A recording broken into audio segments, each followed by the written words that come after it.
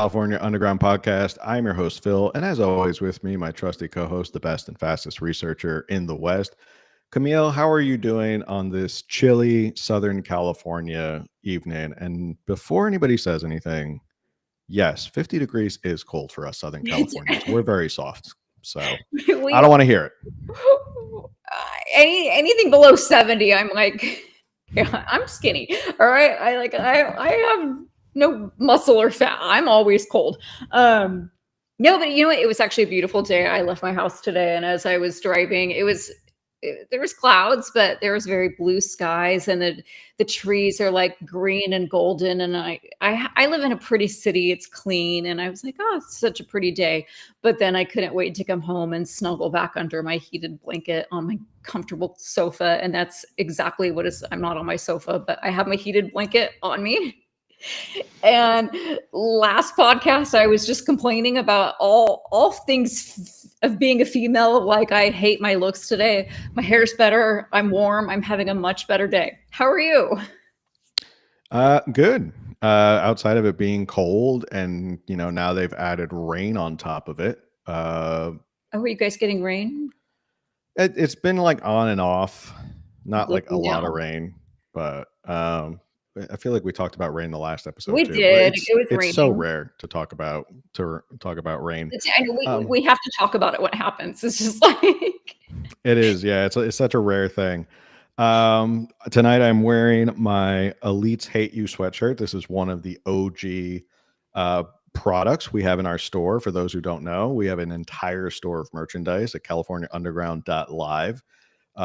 Basically all designed by Camille and myself. So go check it out. We got a bunch of, you can get shirts, you can get tees, you can get hoodies like this. This is a really comfortable hoodie. So go check it out. Help support the channel if you want to grab it. It's good quality. I wear it. I know my wife has a California Underground shirt that she wears a lot. So go check it out. californiaunderground.live, and then just go click shop, and they'll take you to our whole shop of stuff that we have: stickers, mugs from old coffee and California politics days. Yep. So I need to get subtle one of plug. those because I always have Yeah. I like warm myself with my little paper cup, and people are probably like, she's destroying the environment. Anyway. I didn't even know that was I thought that was just actually like one of your mugs my, that's my like just actually ceramic. collection. All right. So tonight's episode is going to be about Trump visiting California, some other things as well. We're going to talk a little bit about Trump visiting California because I know we kind of covered that in different videos this weekend with Karen Bass and all that. You can go check it out on well, if you're watching this on YouTube, you can go watch it here on YouTube. But if you're listening on audio, you can go check it out on YouTube. So I don't want to go too far into that stuff. There is a bill that our favorite legislator Scott Weiner introduced, which is very dystopian and incredibly jarring. I mean, it's amazing that this guy is a legislator and what he introduces. I mean, you just shake your head. You're like, this is insane. This is going to get laughed out of court, but it's good headlines for him. Hopefully. I mean, some of these things get passed, and it's just, yeah. Yeah. And then we're like, how do these things get passed? Well, because you got to worry about who's in Sacramento. And on that note, I had tweeted this morning about this whole Trump sent in the military. So for those of you who don't know, I'm an early riser, so I go to bed early. And because when you have to get up super early, as I do, your bedtime is akin to an old retiree. So I'm like in bed by like 9 o'clock. Sometimes messages come through from Camille about stuff that is happening. Let's be real. I'm pretty obnoxious. So I wake up to stuff regarding like what's going on in the world or what's breaking, or like maybe there's social media stuff that's happening. And this was one thing I got up and saw. I was like, huh? Like, what is this? Is this really happening? And of course, all the like conservative influencers like jumped all over it, and they all made reels about it, and they all talked about it. And a quick Google search shows that none of this ever happened, but they were cheering it on. And I did text you. Just kidding. It's a lie.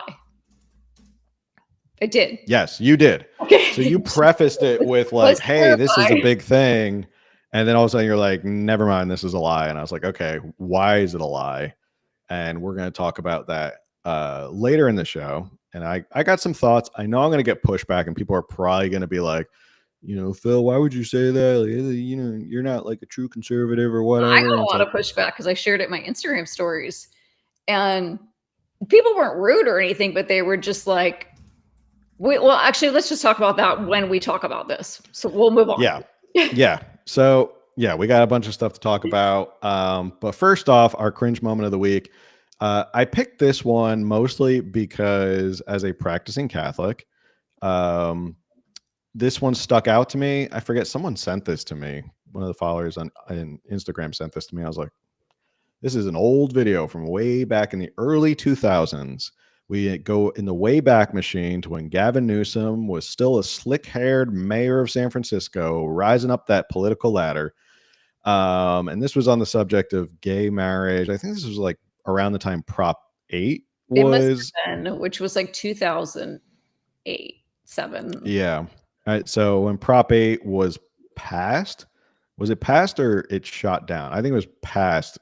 I thought it didn't pass, but then we ended up, gosh, what was it? Pretty sure it didn't pass, but then California ended up legalizing gay marriage later, like not too much later. I think it was, well, it was Obergefell. Okay, in my defense, while I was paying attention at the time, I had multiple babies in that time. Like my kids, there is less than 6 years between 4 of them. And so I was like, I remember when this was happening. That's how I kind of know when it was happening, because I had a 2.5-year-old, a baby, and I was pregnant with number 3. Like, okay, I was busy. I was busy being a mom. So you weren't really following. There was like a lot. I was like following politics, and I'd get very angry at politics, but I also had to like go be a mom to toddlers and newborns. So more important stuff than following Gavin Newsom. So yeah, this video is from around that time when I guess Prop 8 was a big deal. Being the mayor of San Francisco, he was, I guess he has the claim to fame that he was the first person to oversee or conduct a ceremony for a gay marriage in San Francisco in City Hall, like in the country or something like that. So, or at least in California. At least in California. I don't know if it was true across the country, but at least in California, he was the first one to do it. Because why pass up a good political opportunity? Gavin Newsom is very good at finding the good political opportunity. So definitely going to look good on that presidential resume. Not in, I don't think in the red states or the swing states. That and a whole bunch of other things. So let's watch the video and we'll give our comments. It's a short little video. So I'm a practicing Catholic. I got married in the church 2+ years. I don't see what we're doing in terms of advancing the bond of love and monogamy and extending that to families of same sex in any way, shape, or form takes away anything from the church or the sanctity of the union that my wife and I have. I would just like to ask the mayor, as a practicing Catholic, do you believe the Bible is the Word of God? Yeah, look, Pastor, I'm not going to get in a theological debate with you. No, that's not a theological debate. That's just a straight question. Do you believe the Bible is the authoritative Word of God? Yeah, with respect, I guess I do. Now the response. Well, then the Bible says when God created man, he said one man, one woman, cleave together for life. That's a family. Jesus in the New Testament reaffirms that. All the writers of the Old and the New Testament affirm it. Adultery, bestiality, homosexuality was punishable by death according to the Old Testament law because it was so serious in those early years, because it literally shattered the hope of civilization. The New Testament offers us, of course, grace. Those sins are sins. They are forgivable. Jesus died to redeem us from those sins. We're all sinners. You don't want to categorize sin. What does the state have to do with it? But the point at this juncture is, well, he's representing the state. He's coming back and saying, I'm a Catholic, and somehow this fits into my Catholicism. And I'm saying, well, what's your authority then? All right. So there's Gavin Newsom, a Catholic for gay marriage. Now, we're not talking about gay marriage or anything like that, but the point of this video really, for me, is I guess you can call him a Joe Biden Democrat, in the sense of as long as it fits a Joe Biden Catholic. Yeah, thank you. A Joe Biden Catholic who is whatever fits my narrative, but I'm still somehow a practicing and devout Catholic. And and I'm still full of it in the sense that I got married in the church. I imagine this was to Kimberly Guilfoyle at the time. Like, why can't I say her name? Guilfoyle? I can't say it. Kimberly Guilfoyle. I'm like, just Kimberly. Kimberly, yeah, his previous wife. And something weird was about him, like rolling his eyes to like a lot of that stuff. That when I watched the video, I was like, well, that's kind of off-putting. Like the pastor's going off on stuff, this, and the Bible doesn't allow bestiality and adultery, and he's just kind of sitting there like rolling his eyes like, and it's like, are you really a practicing Catholic, or did you just say it? I think he's just trying to say that to make some sort of point of like, well, I'm a practicing Catholic, I'm for gay marriage. And it's like, that doesn't excuse like the religion's actual stance on it just because you are. And I know he's trying to make it sound to people in California like, oh, it's okay if I'm Catholic and I vote for this, but he's full of it. And I think he's just, constant. I haven't heard him say he's been a practicing Catholic in I don't know how many years. I didn't even know he was Catholic until someone sent me that video. So I was pretty shocked by it. Any thoughts on it? Yes. Like you said, we're not here to, debate gay marriage whatsoever, but it was more like when he was asked, do you believe in the Bible? And then he's like, I'm not here to debate theology. Well, I'm Christian, non-denominational. You're Christian Catholic. You and I have some disagreements on how that means that we, practice our Christianity. But if someone's like, do you believe in the Bible? You're like, yeah, I do. I'm a devout Catholic. I believe in the Bible. Someone asked me, do you believe in the Bible? Yes, I do. I'm a Christian. I believe in the Bible. It's not a hard question. It's not hard to answer that. Now, you and I and Gavin could have different interpretations. Like you said, I'm not here to debate theology. And obviously that's why there's different denominations of Christianity, because often there are little like nuances of theology. But the way that he acts so bothered and offended to even discuss is like, how do you say I'm a devout Catholic? I'm a practicing Catholic, and then just be like, but don't bring up the Bible to me. That's what's weird. Yeah. Well, I think the pastor put him in his place, and that's really the point of this, is that the pastor put him in his place of like, you say you're a practicing Catholic, yet you kind of shrug your shoulders about the Bible being the word of God, and therefore you don't really listen to the word of God. So therefore are you really a practicing Catholic? So, but this is how he is when confronted with almost anything. Even like we've obviously been talking about the fires recently. That's been the biggest news of California. There's all kinds of bad news in California all the time. And whenever he's confronted with, did you do X, Y, and Z? Didn't you said this? He does that. He like kind of stands back and throws up his hands and look, I'm not here to debate. And, he does all the hand motions. I'm not here to discuss, and we're going to find out, but there's never a direct answer from him with anything.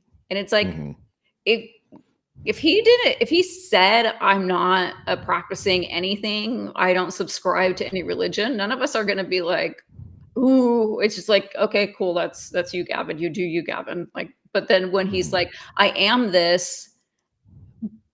practicing this, I just don't do anything to actually practice it. I am the governor of California, but I don't actually govern. I am going to solve homelessness, but I don't do anything to solve homelessness. It's just like, okay, who and what are you? Exactly. What do you stand for? What do you do? I don't know if you saw that video that was going around. It was pretty popular on social media of the guy who's like imitating Gavin with the hands. And I was like, this guy. Yeah. And it was like so perfect how he did like the hands and like did this and this. And then he did this. Said all kinds of things. The hand motions are completely exaggerated, but I love them. Yeah. They got worse and worse to the point where like he slapped the guy. The governor of California.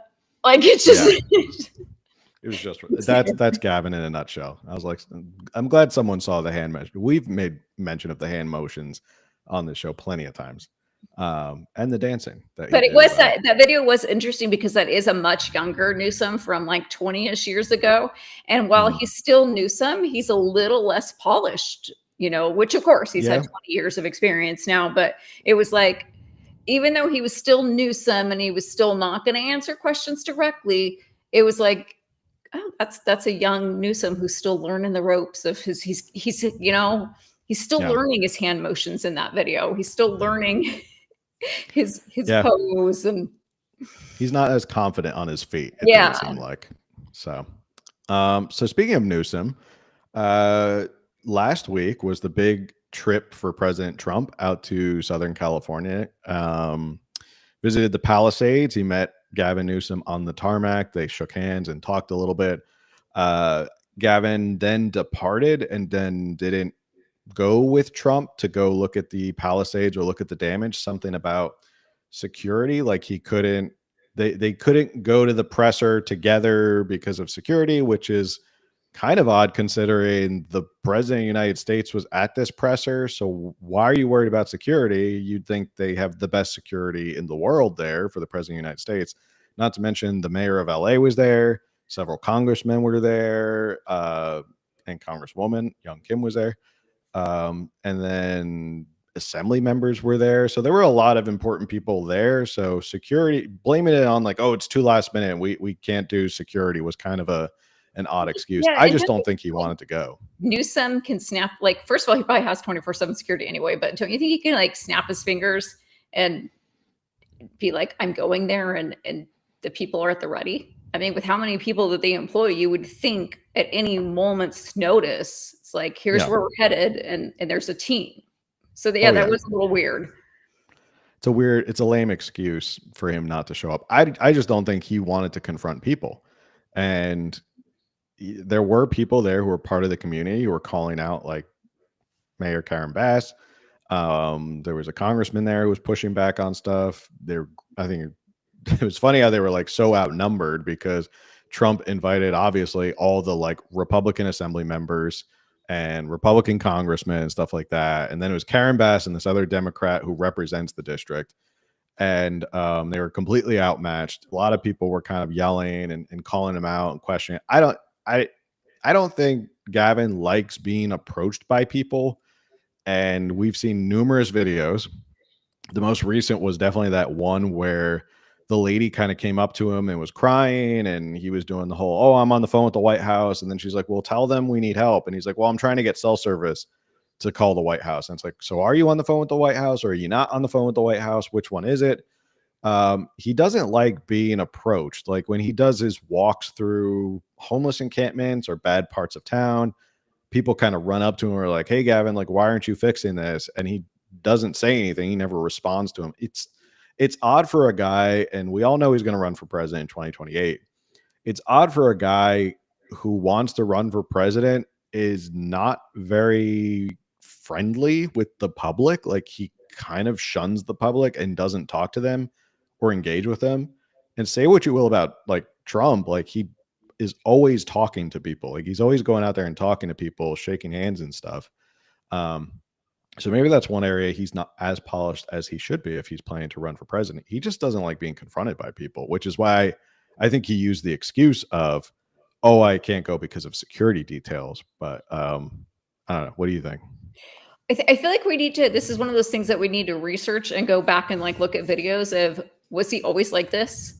Or is it just as his failures have clearly, come to light? Is he then starting to be more, because he doesn't want to be confronted with all of his issues, just like he avoided the state of the state last year. Did he just do a pre-recorded one last year? Or was that this year?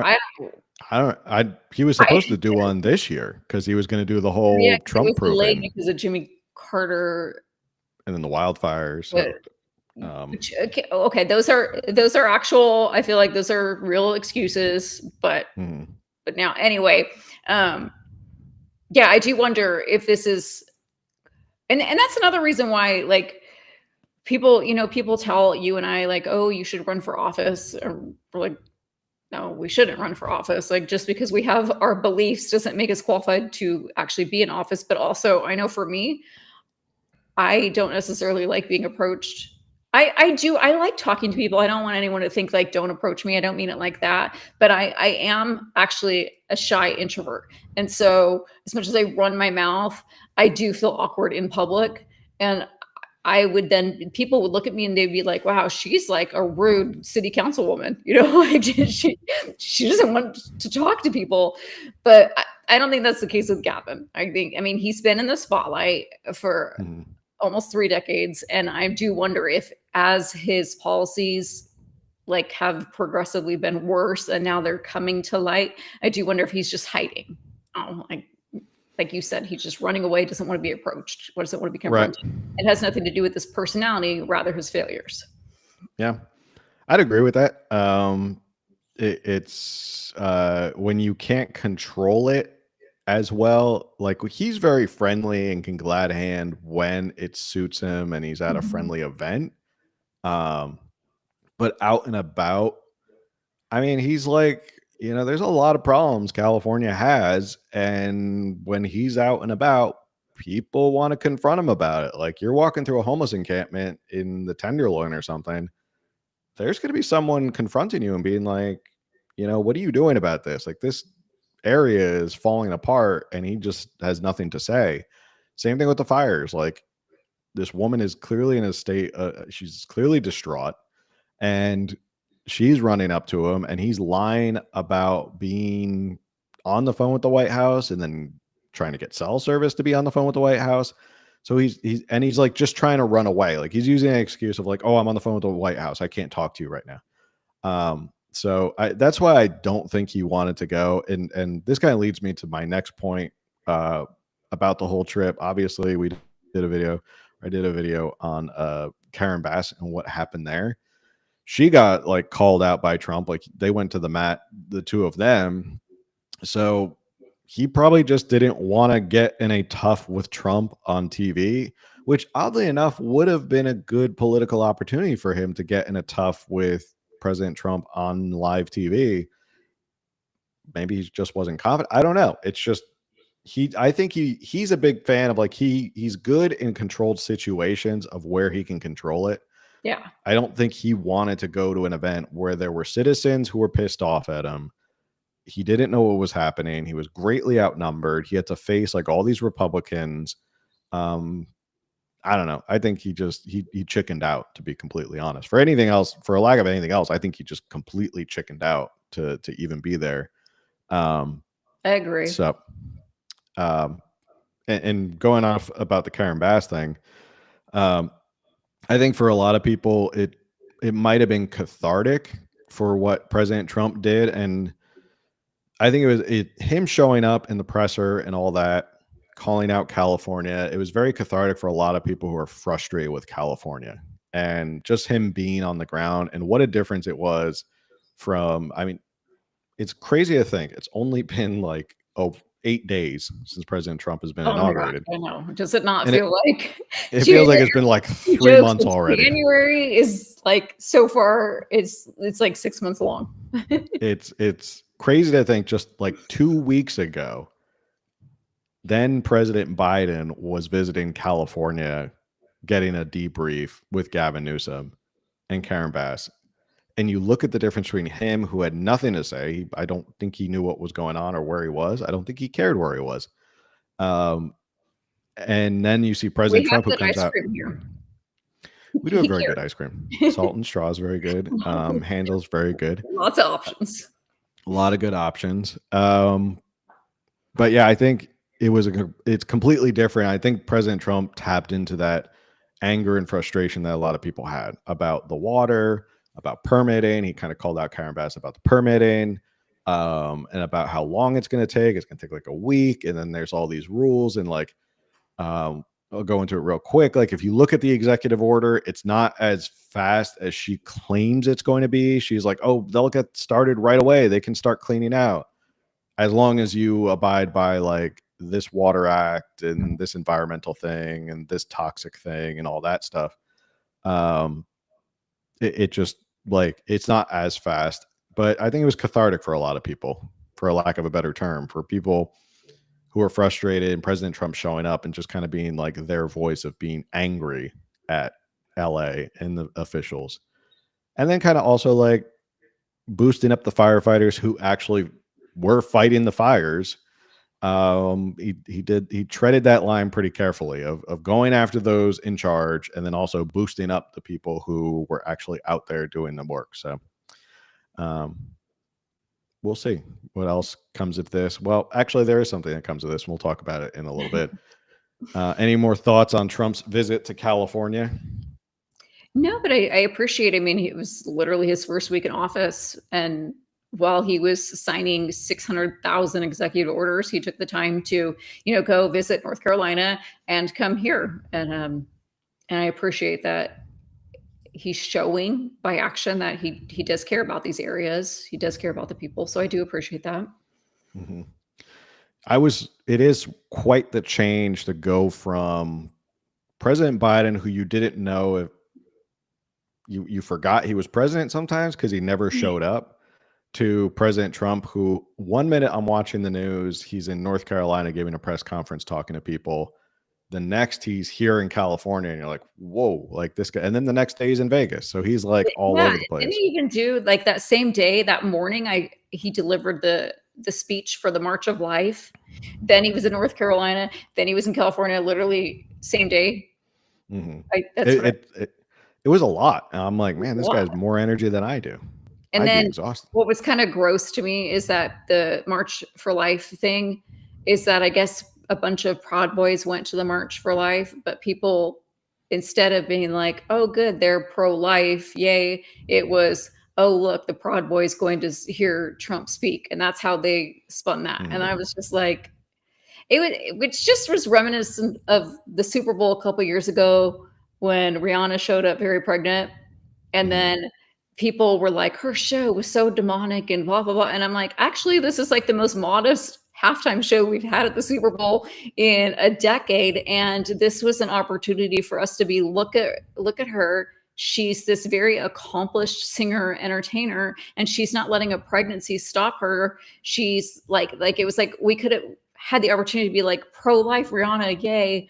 Look, she's showing women can still have their career and babies too, and so then they took that moment to be like, oh, the sick Proud Boys are pro-life. Like, was that supposed to be a bad thing? Like, how dare they be pro-life? But instead it was spun like, see, they're, showing up to their king to hear him speak. And it's just a lot of nonsense. I don't know who's going to win the Super Bowl. And frankly, I can't stand either team. I can't stand the Chiefs because they get all the calls in the world. And as a New York fan, I hate Philadelphia. So can't stand either. I can guarantee, I don't know who's going to win, but I can guarantee the next morning there will be plenty of clicks and reels about claiming that the halftime show is demonic. I didn't even realize, because I'm not a sports person, I didn't even realize that I was talking about that, and that, oh yeah, we've got the Super Bowl coming up. Super Bowl is coming up. Didn't even make that connection. I can guarantee you on February 10th, the next day, a bunch of conservative influencers will claim that it was demonic. Yes. Whether it was or not, but they'll find something. So this is true. Maybe that might be the cringe moment of the week. How funny.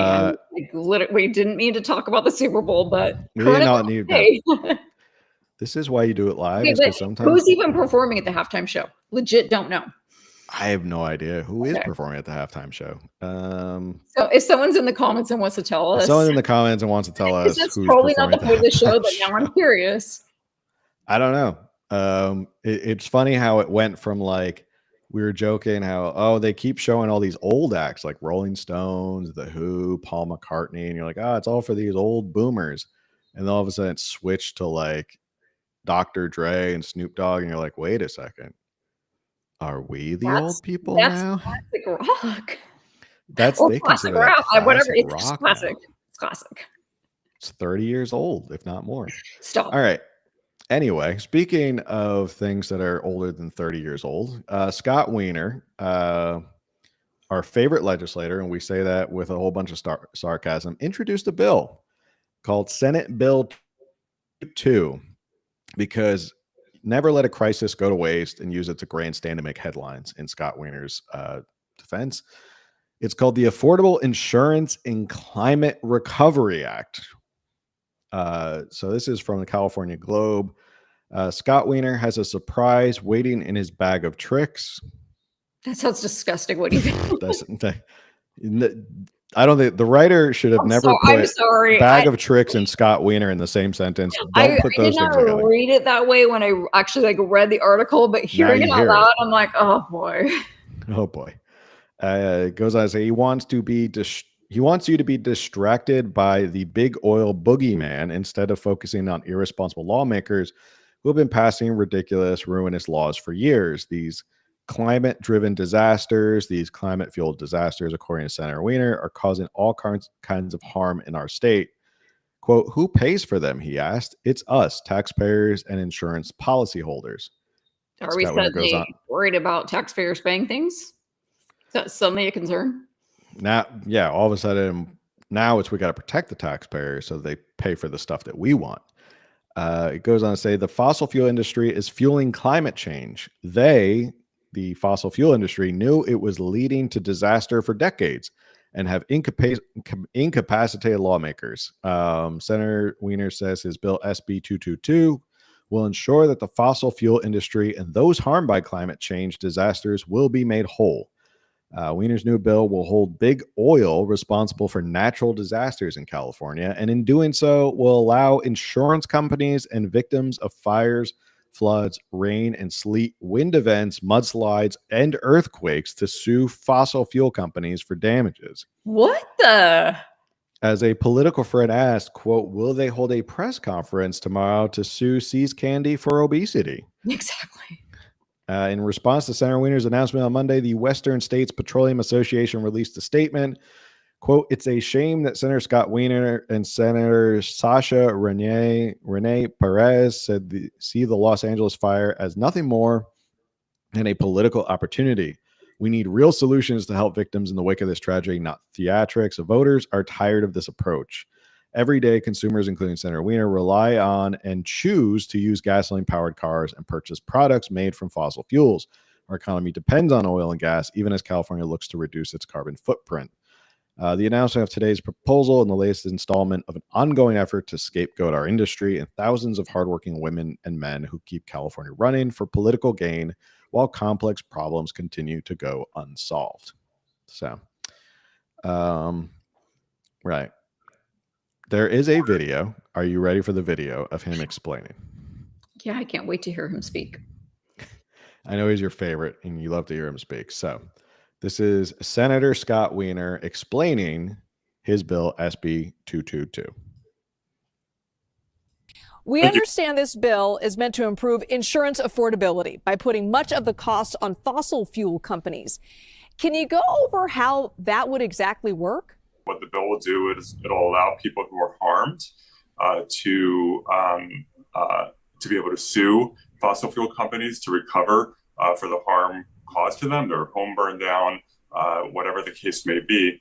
And it will also allow insurance companies to sue fossil fuel companies to recover for what they're paying out so that the increased cost doesn't get entirely passed along to insurance policyholders. So that's the gist of the bill. Okay, and logistically wise, I mean, as you mentioned, the problem here, so many homeowners have either been dropped or had their plans not renewed, pushing them into the state's FAIR plan, which is really kind of the last resort insure, but it's also expensive. How is this bill going to work alongside that? Is this going to subsidize what the state doesn't want to pay? The bill also will require an evaluation for whether the benefits of the FAIR plan suing the oil industry outweigh the costs. And if that evaluation shows that it makes sense for the FAIR plan to sue, then the FAIR plan will be required to sue. Because again, if the FAIR plan runs out of money, the money then comes effectively from policyholders and increased premiums for all of us. And so, this is about bringing the oil industry to the table to participate in these massive costs, not just from the LA wildfires. These are unprecedented costs from the LA wildfires, just a complete catastrophe. But we've seen other wildfires in California in the last few months fueled by climate change. We've seen supercharged storms causing massive damage. So this is an ongoing issue, and we have to grapple with it, and the oil industry has to be part of the solution. Yeah, you're right. It seems like every year California has some kind of devastating wildfire. If this bill is passed, Senator, how can fire victims actually start using this new bill to their advantage? Would this be able to benefit the victims of this latest wildfire? Yes. There's a 3-year statute of limitations in the bill, meaning that if you're harmed and it's a climate fuel disaster, you have 3 years to file suit. And so if the bill passes, and let me be clear, this is going to be a really hard bill to pass. The oil is extremely powerful and has unending resources. And is really good at manipulating the politics of these issues. But if it passes, then we believe that there's a very good argument that the folks being harmed now will be able to sue. California State Senator Scott Weiner, thank you so much, Senator. And just for context, that is CBS national news. So he got his moment to shine on national news, not on like local CBS 8 or something like that, like actual CBS news nationally. There's so much to unpack with all of this. First off, as an attorney myself, this is one of the most ridiculous legal premises I can think of when I read this bill, because, all right, let me just say, like, I'm not a personal injury attorney, but it's you know, we've covered personal injury and torts and stuff like that in law school. I worked for them, whatever. I understand the basic logistics of how do you prove an injury if you've been injured or harmed by someone. So usually when you do that, you have to go to court and say, I've been harmed. And then the court wants to know, okay, who harmed you? And you say, that person over there harmed me. And they go, how did they harm you? And usually it's, well, I was in my car and I got hit, or I was on my bicycle and someone ran me over, or someone was negligent and they left like a manhole cover open and I fell in the manhole cover. Like, you have to prove like somebody did something that harmed you. There has to be this causal connection of like whether it's proximate cause or direct cause or something like that, an actual injury and actual damages. Here, Scott Weiner has thrown hundreds and hundreds of years, centuries of jurisprudence and legal ideas on torts dating all the way back to like English law out the window to say, I don't like oil companies. It's their fault that there was a wildfire in Los Angeles. Therefore, we're going to be able to sue them. Why? Because I don't like them and I think they caused climate change. Well, how can you prove that they caused climate change? Because they did, because I said so. There is no causal link between the wildfire directly being the responsibility of oil companies. And I don't care. You could be the best attorney in the world. You're not going to be able to prove that in court, that this oil company that you are suing directly caused a wildfire or a mudslide. Like, now he's saying mudslides and rain, like everything under the sun. Earthquakes. Earthquakes is wild. Earthquakes. Yeah. The oil companies are responsible for earthquakes. They're just responsible for all weather. So when I hear this, I'm like, this is absolutely aren't we like not even drilling here? We barely have any refineries or any drills open. Like, they've taken all the drills offline. I think we have something like, I think I did the math once, and I'd like to say it's around, we have 25 that are basically sitting there doing nothing. We do have a ton of oil in California that we could drill for, and it could be done under the supervision of like the California Labor Department to make sure that everyone. You probably have this info on the Cal Republican page, but I probably do. Yeah. Slight plug for Cal Republican Caucus. CalRepublicanCaucus.org. Right. CalRepublicanCaucus.org. Go check it out.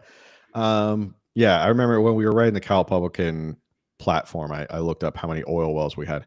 But we don't even drill for it anymore. Oil companies refine oil, but basically, again, your point is perfectly valid as to what is it the oil company is doing here in California that makes it subject to jurisdiction here in California. They're not drilling, they're refining, they may be transporting some oil, but what is it that they're doing that causes these things? So legally, I look at this and just go, this is an insane law to think that you can just go, I don't like you, I'm going to blame everything. Every natural disaster is going to be the fault of the oil company.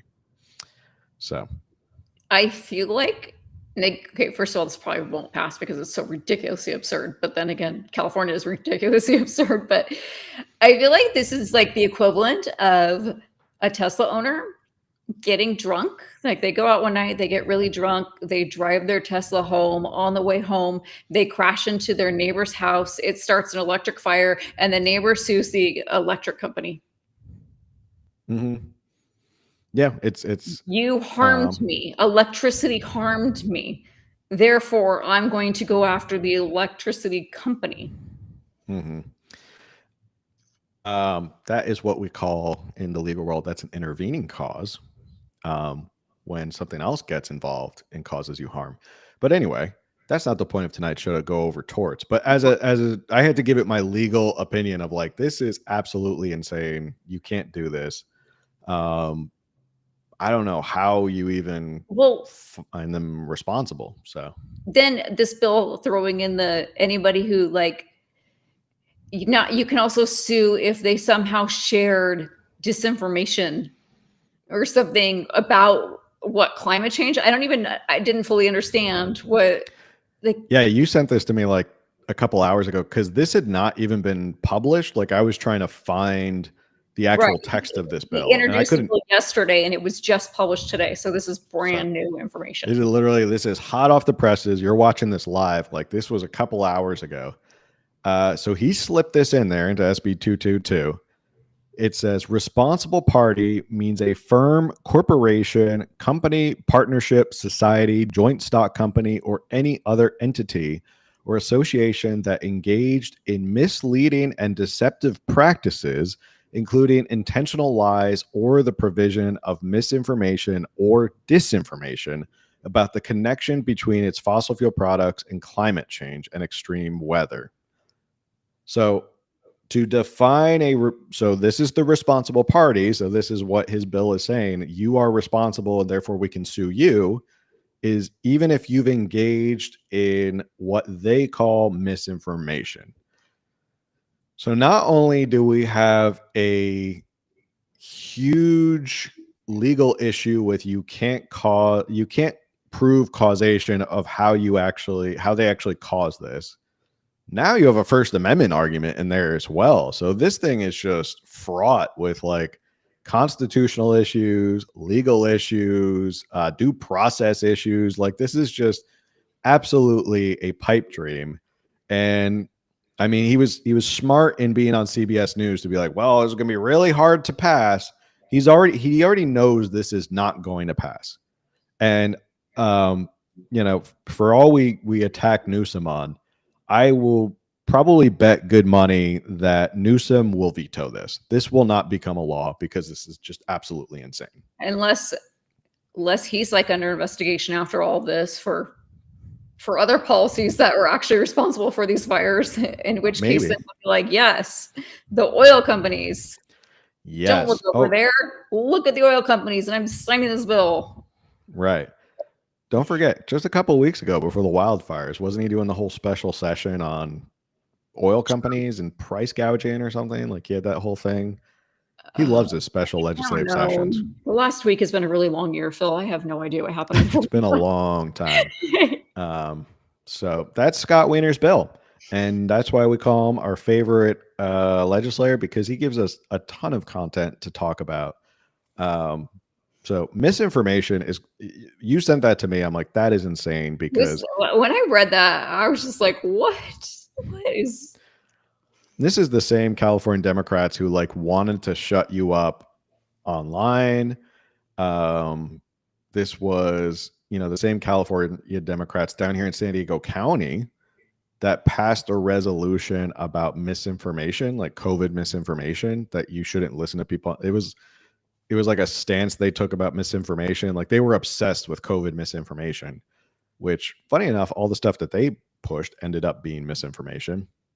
But now they love controlling speech. They love controlling dissenters.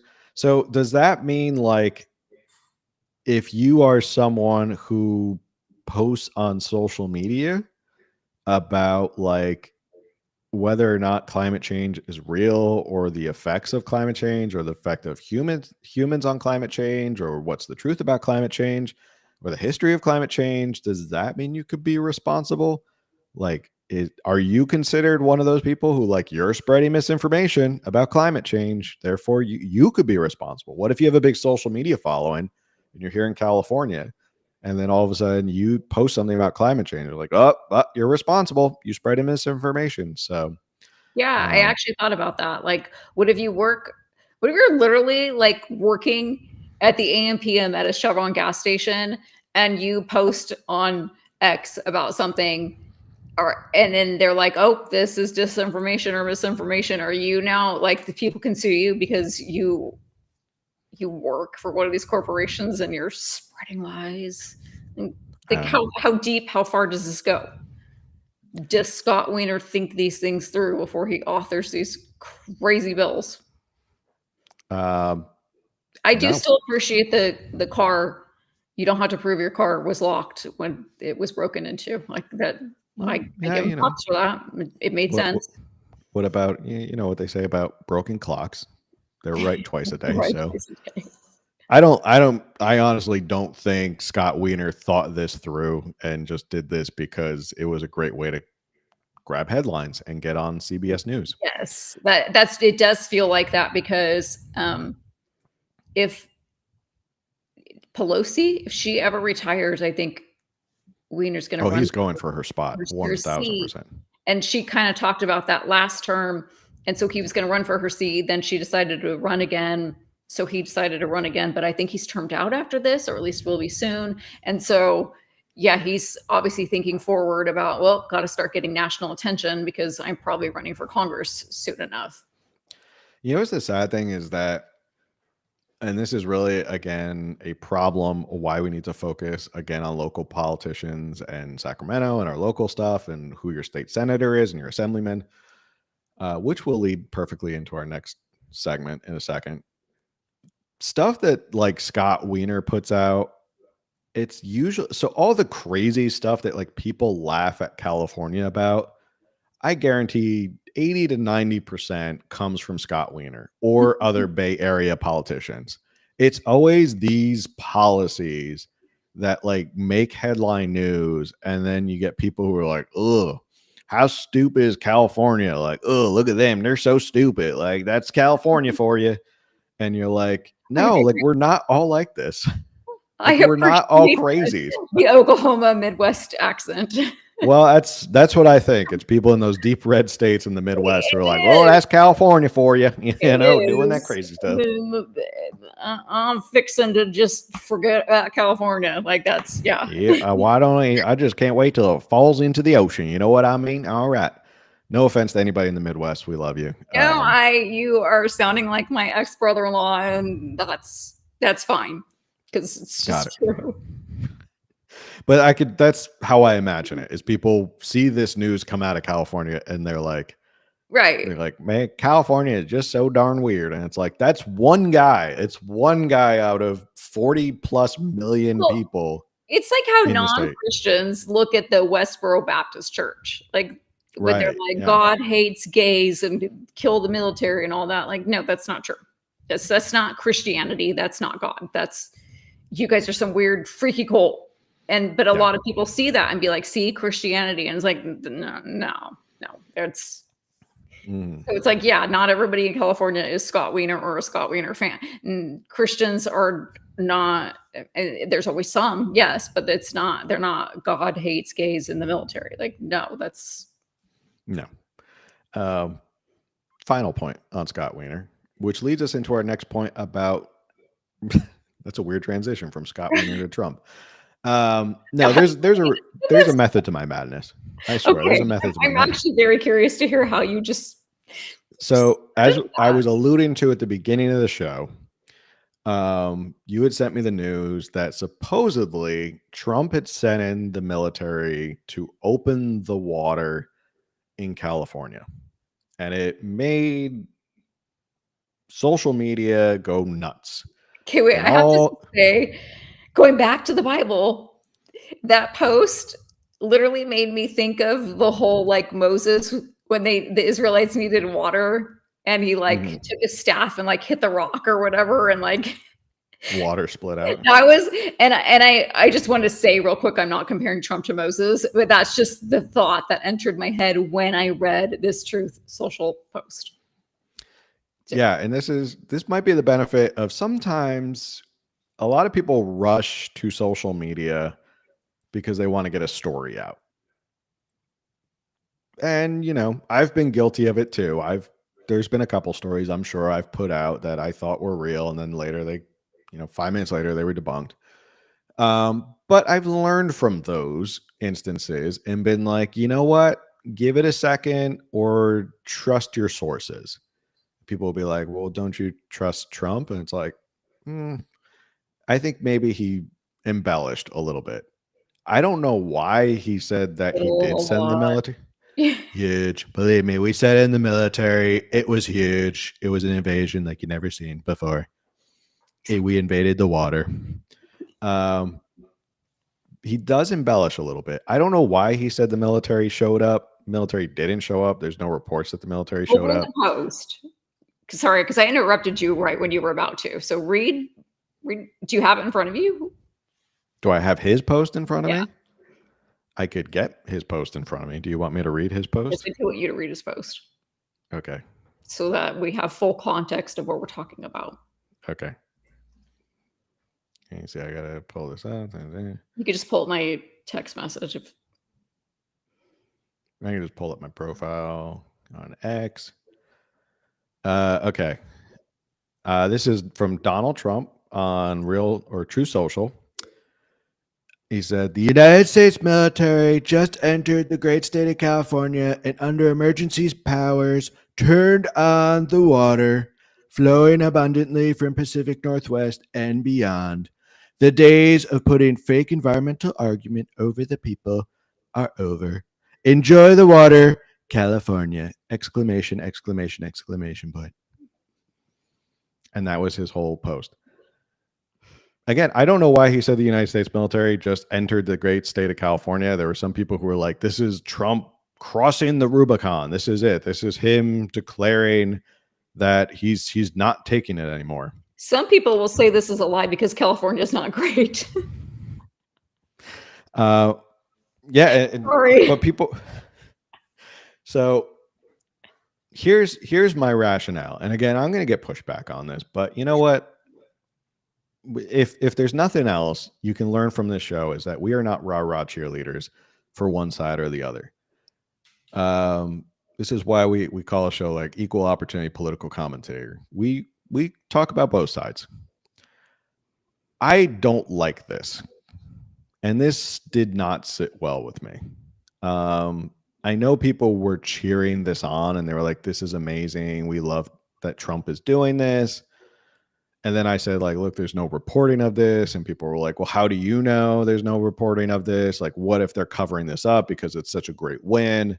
And I'm like, if this happened, like, if this really happened and Trump sent in the military to open water in California, like just turn on the spigot, it would be wall-to-wall coverage on every news station in the world. Absolutely. Because it would be so outlandish and crazy for him to do such a thing that people would just be screaming from the rooftops all day long about how Trump has really become a dictator. He's now using the military to do whatever he wants and trample on states' rights. And don't you think Gavin Newsom would be out there at a podium or something screaming about Trump is invading states' rights and this is our jurisdiction, this is our right to water?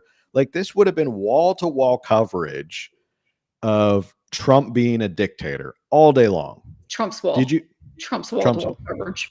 Trump's wall-to-wall coverage. And you didn't hear anything. There was nothing. Like, I watched the news today, nothing. There was some talk about, I guess, federal funds and Medicaid and stuff like that got shut off. But this, there was no talk about this. So that's how I know it didn't happen for sure, because if it did happen, they would have been reporting on it all the time. But my post that I wrote was, this is the problem when you worry more about who's in the White House and not in your state house. Trump is not king. I'm sorry. Trump is not king. You did not elect him to be a king. You don't want him to be Julius Caesar and take over as Emperor of the United States. And I don't like this argument. And there are some people who will push back and say, you know, that's a weak argument, bro. Like, you can't say that argument. I don't like when your guy gets into office and greatly expands executive power, because 10 times out of 10, the next person who comes in, if they're not on your team, guess what? They're going to use that executive power. And it just becomes an arms race of like, who's using executive power more? Like, who can stretch executive power more and more to the brink?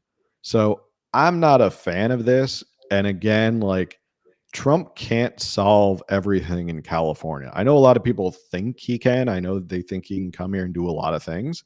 Everyone tags him on our post on Instagram. Like, Trump, go fix this. They said this, therefore go fix it.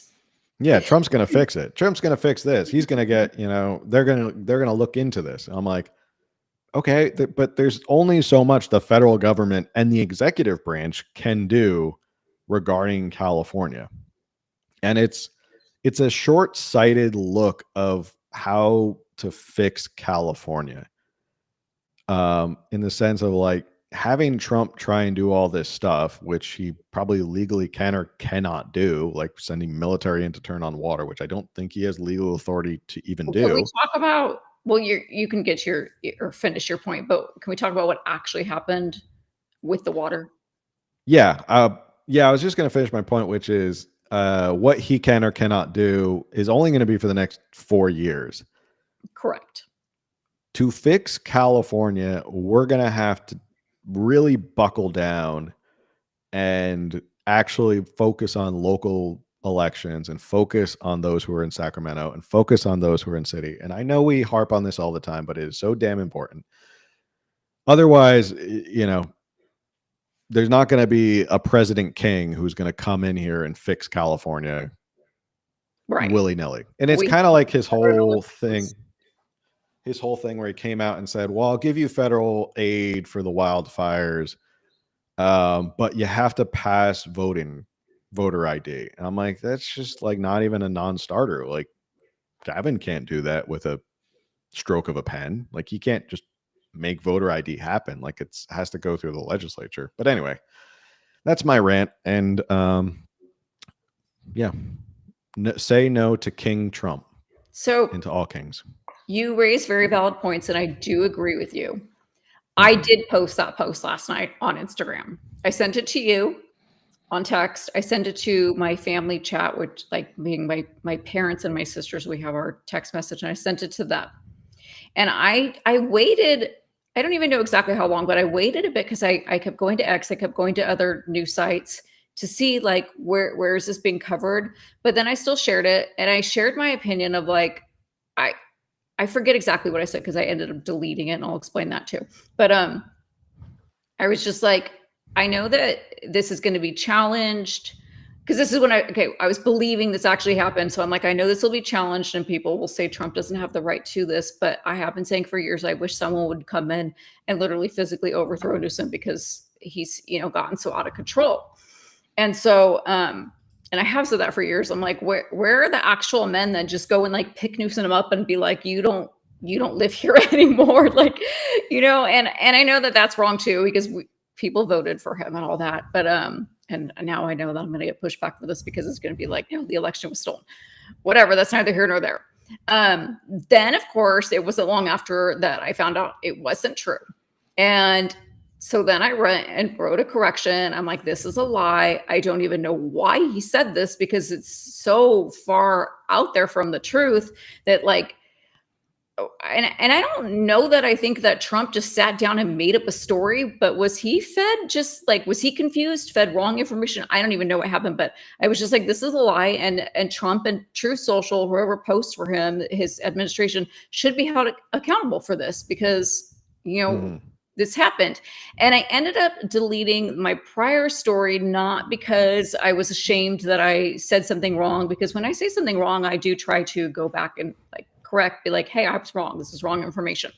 But people, might read the story and then not read the next story and kind of like, then they go with it. They repost it before the next one. And so I just didn't want to be responsible for more sharing of this completely. That's not even like misinformation. It was just story. It was a fairy tale.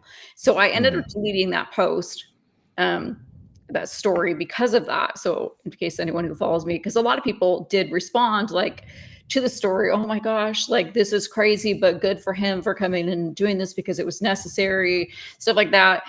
Then when I shared the correction, I was like, this is a lie and Trump needs to be held accountable for it.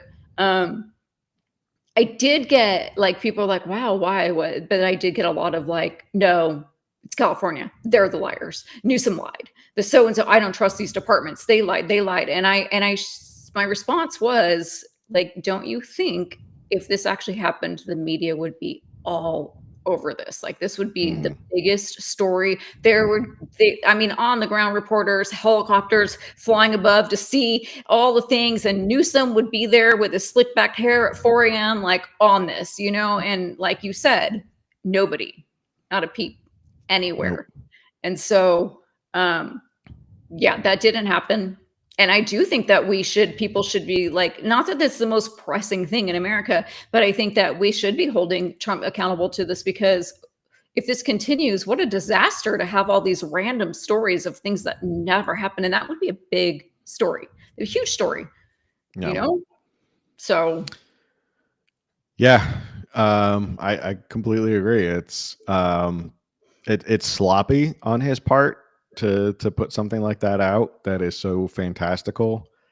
Again, I agree with you. I don't know why he put that out. I don't know why he said he sent in the military to open the water and enjoy California. It just like, so what happened was this water pump came back online after maintenance. So then it started pumping water again. Yes. That's why it happened. So that was the true story. The true story is that it was under maintenance and the maintenance was done and they brought it back and they like put it back online. So that's why the water started again. And I believe it was a federal pump and it was down for 3 days. Yeah. And so it I wasn't. almost wonder if they didn't advertise it. Well, because right now everyone, the big thing in California, obviously back to the fires that we've been talking about for weeks. And there's this big thing of why wasn't there water in the hydrants? Why was the reservoir empty? Why haven't we captured water? And so I could see why they wouldn't want to make this huge ordeal out of like, hey, we're shutting down this pump for like, maybe they didn't even know how long, but like we have to do maintenance on it. And maybe that was even scheduled maintenance. Like for all we know, this is like an annual thing or a biannual thing or whatever. It was scheduled and they just like turned it off, fixed it, like as they do, and then they turn it back on quietly, but somehow, somewhere, this story was picked up as if it was something dramatic, and it wasn't. And I could see how they wouldn't want to make it like, hey, we're shutting down this pump, because then I would be like, oh my God, another, you guys are responsible for this.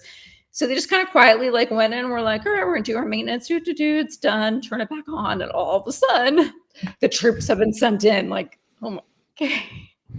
Yeah. It's a bad commentary on how sensational social media can get because people picked up the story and ran with it. It's a bad commentary on sloppy messaging out of the Trump White House only 8 days in, which is an issue, and people are going to jump on that. I was hoping that what's her name, Susie Wiles, who's his new chief of staff, she'd be on this a little bit better and kind of keep it under control a little bit more.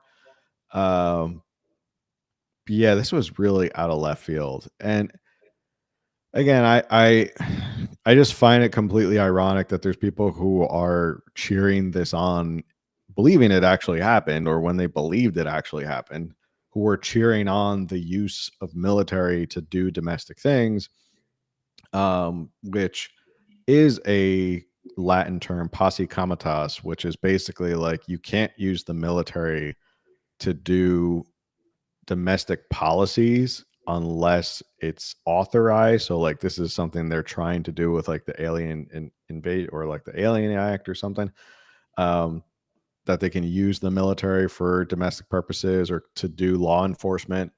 So it just sets a bad precedent in my mind. I'm sorry. You can't be someone who talks about the Constitution all the time and then cheer on something like this, which is not legal. It shouldn't be done by the executive branch to use the military to just do whatever they need to do.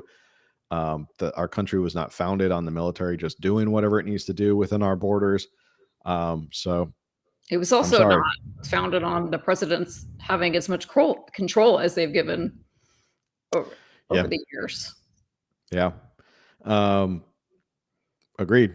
And it's just an expansion of the federal government, which should terrify a lot of people. It didn't happen. I know it didn't happen. So point to that. But people who are cheering this on because it's their team, it kind of weakens your own argument about whether or not you really believe in the Constitution of the United States and liberty and federalism and anything like that. So that's my point. Mm-hmm. Say no to King Trump.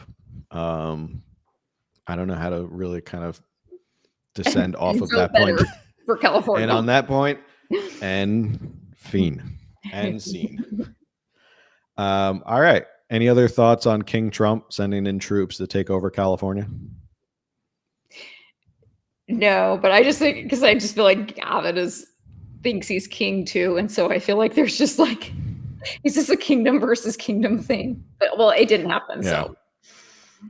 Well, I mean, power starts to corrupt people, and people grab onto more power. Yeah, it does raise a point about, so Trump said it, or at least someone on his Truth Social said it, but Trump said it, and therefore he believes this is okay. I don't know. Like that's weird and worrisome. Does that make sense? Yeah. If that's something he thinks he can do is use the military for all this stuff, that is a little worrisome. Someone who brought up in the comments, in business, when you're in a position of power, you can make moves that are questionable, knowing that'll promote moves from your opponents that will initiate talks and possibly come to a solution. So I kind of commented on that in the video about Karen Bass, about how Trump negotiates. And this is like art of the deal thing where he came in knowing the voter ID was not going to happen, but at least he comes in with the high anchor claim and then goes like, okay, I'm going to say voter ID, but I'm going to back off voter ID. And then we're going to do the other things that I want. I understand that. Like, you can have audacious and outlandish positions right in the beginning of a negotiation. I don't know about throwing the fact that troops showed up in California. Well, it would have been a completely different post if he had said California has this pump offline, and if they don't get it online, I'm sending in troops. I'll send in the military. Different post. Yeah. Right. Than saying something happened that didn't happen. Right. So, all right. Well, on that note, I don't know where else to go. Like I said, I don't. I think we covered tonight's topics. Yeah, I think that was about it. There was an article I wanted to cover about the 3 ways Trump can help with wildfires. It all has to do with like DEI and like defunding DEI and requiring. So that's stuff that like he can do, like that is within his purview. Is this article talks about you can he can go in and like require that they stop pushing DEI and hiring and DEI policies and stuff like that. Or he'll cut federal funding, which he can do like from FEMA. So that's basically it. It really had a lot to do with that. Was it. I thought it had a lot more substance. It was literally just, threaten that you're going to get rid of federal funding if you don't get rid of DEI. So anyway, all right. On that note, make sure, any other comments before I? No, thank you. Okay. Make sure you like, share, subscribe, review, all that stuff here on YouTube. Definitely helps with the algorithm, helps more people find us. If you've noticed, there was an extra episode this week that popped up on Sunday night and then on Monday morning. So that's part of our new strategy. We're going to be putting out a lot more content. So keep an eye out for that. Also more reaction videos. So with that, make sure you do all the things that I just said you do to help the algorithm. And the best way you can support this show that is 100% free is share it with somebody else and let them know about how we talk about California politics all the time. With that, we'll see you on the next one. Later.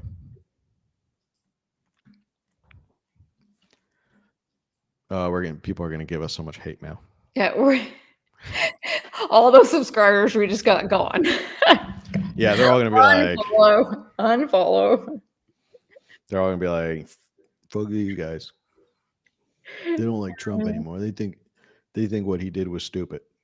Well, I think it was stupid. It was. So, it was very. It was very stupid. I'm still confused about why that happened. Yeah, I don't know.